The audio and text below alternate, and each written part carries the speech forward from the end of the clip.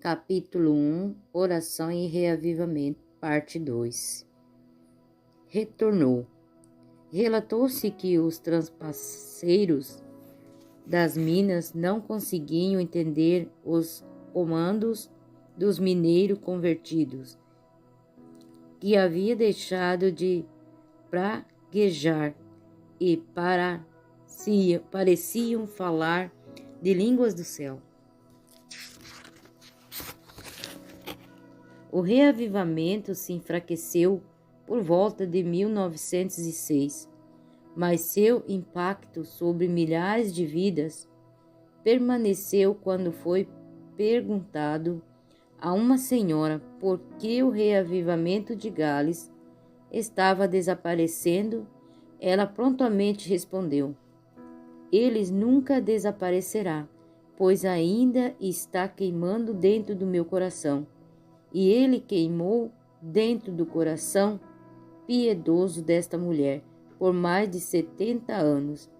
Uma nação inteira foi mudada por causa de um jovem, Evan Roberto, e seu grupo de amigos que levou a sério o exemplo apaixonado de intercessão de Nosso Senhor.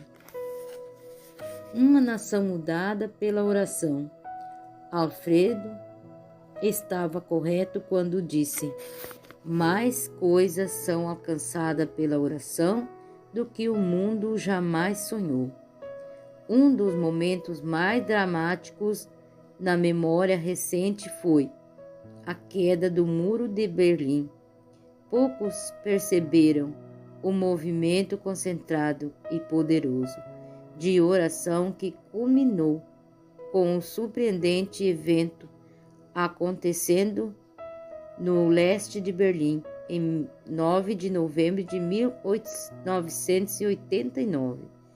Em 1882, Christian, um jovem alemão pastor em Leipzig, abria as portas de sua igreja cada segunda-feira à tarde para oração e discussões sobre a liberdade, e essas sessões de oração cresceram tanto que, em uma segunda-feira à noite, em outubro de 1989, 8.000 pessoas se aglomeraram na igreja e mais de outros 1.000 pessoas ficaram em pé do lado de fora da igreja.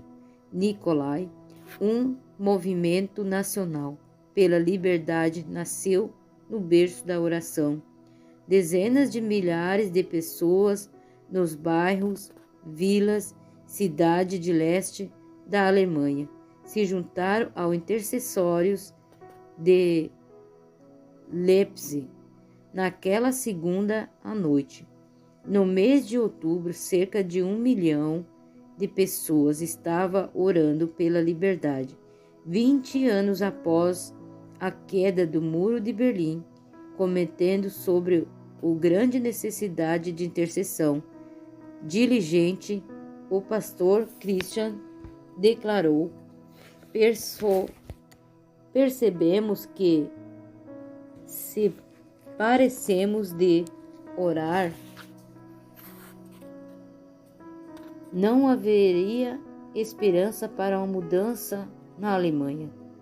Um ex-oficial do governo comunista que havia trabalhado com a Stasi, polícia secreta do leste da Alemanha, deu este incrível testemunho: estávamos prontos para qualquer coisa, menos para velas e oração. O Muro de Berlim não pode se suster diante do som das orações fervorosa do povo de Deus unido. Ellen White afirma uma verdade semelhante sobre o poder da oração ao som da fervorosa oração. Todo o exército de Satanás treme.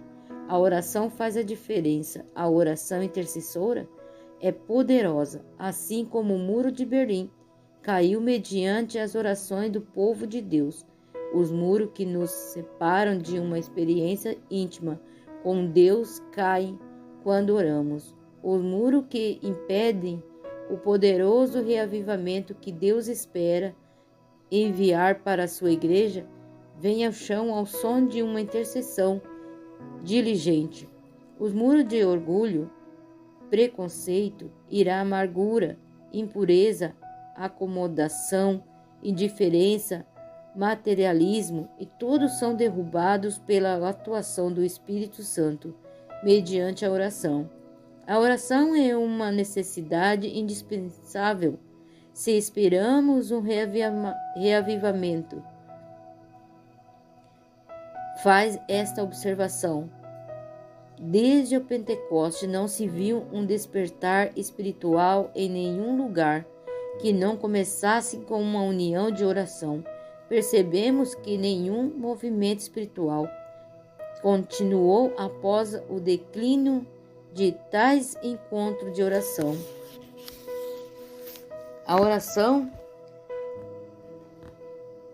humilhamos o coração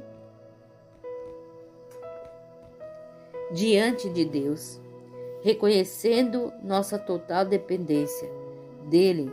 Na oração, unimos-nos a Davi, implorando: cria em mim, ó Deus, um coração puro e renova dentro de mim um espírito inabalável. Salmo 51, verso 10. Confessamos com Daniel e não obedeçamos à voz do Senhor, nosso Deus, para andarmos nas suas leis que nos deu por intermédio de seu servo, os profetas. Daniel 9, 10. E clamamos como Paulo: desventurado o homem que sou, quem me livrará do corpo desta morte? E com o apóstolo em oração, nessa fé se agarra às promessas de Deus. Alegremente exclamamos: graças a Deus por Jesus Cristo, nosso Senhor. Romanos 7, 24 e 25. A oração abre nossa vida ao poder purificador de Deus. Durante a oração, o Espírito Santo examina nosso coração. Vemos pecados escondidos e defeitos em nosso caráter, que nos impede de ser as testemunhas poderosas que Ele espera. A oração nos leva a uma relação íntima com Jesus. Na oração, abrimos nossa mente à guia do Espírito Santo e buscamos sua sabedoria e não a nossa. A oração é grande conflito.